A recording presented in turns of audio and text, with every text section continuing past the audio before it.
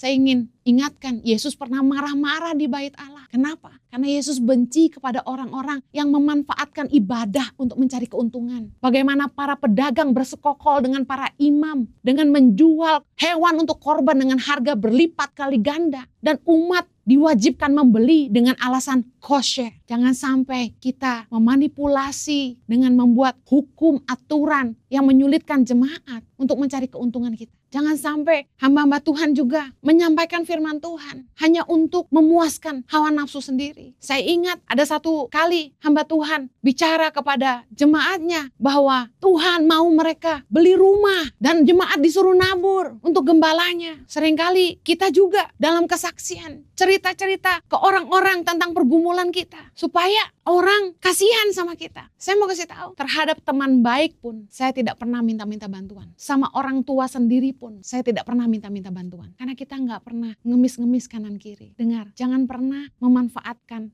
hubungan untuk keuntungan. Yesus marah ketika orang memanfaatkan ibadah untuk cari keuntungan bagi imam-imam yang ada di rumah ibadah itu. Yang terakhir, Yesus tidak suka kita balas kejahatan dengan kejahatan. Matius 26 ayat yang ke-51. Ingat cerita ketika Yesus ditangkap di Taman Getsemani. Di ayat 51 dikatakan gini, tetapi seorang dari mereka yang menyertai Yesus mengulurkan tangannya, menghunus pedangnya dan menetakkan kepada hamba imam besar sehingga putus telinganya. Maka kata Yesus kepadanya, masukkan pedang itu kembali ke dalam sarungnya. Sebab barang siapa menggunakan pedang akan binasa oleh pedang. Atau kau sangka bahwa aku tidak dapat berseru kepada Bapakku supaya ia segera mengirim lebih dari 12 pasukan malaikat membantu aku? Yesus ngajarin hal yang luar biasa. Bahwa ketika orang berbuat jahat sama kita nggak boleh balas dengan kejahatan. Yesus bukannya tidak sanggup untuk membalas apa yang bangsa Romawi telah lakukan kepadanya. Ketika Yesus ditangkap, ketika Yesus disiksa, ditelanjangi dan disalib. Yesus jelas berkata dalam Matius 26 ayat 53. Atau kau sangka bahwa aku tidak dapat berseru kepada Bapakku supaya ia segera mengirim lebih dari 12 pasukan malaikat membantu aku? Berarti sebenarnya kalau Yesus mau, Yesus bisa memanggil bala tentara sorga untuk menolong dia. Tapi Yesus tidak lakukan itu. Why? Cemooh, siksaan, tuduhan, hinaan. Bahkan ketika diludahi, Yesus tidak balas. Yesus mengatakan kebenaran, tapi tidak membalas kejahatan dengan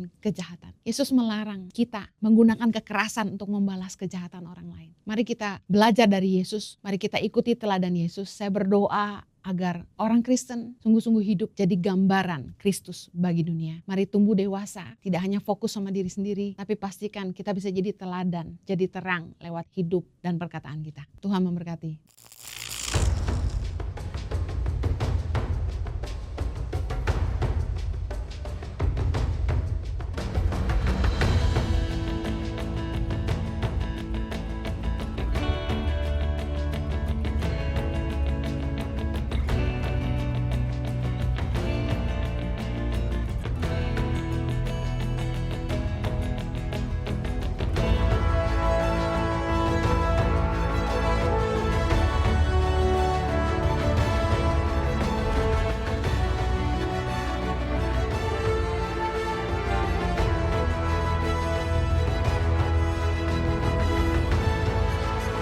Cerita anak pedalaman dalam meraih mimpi dan mengejar cita-cita bersama Tangan Pengharapan.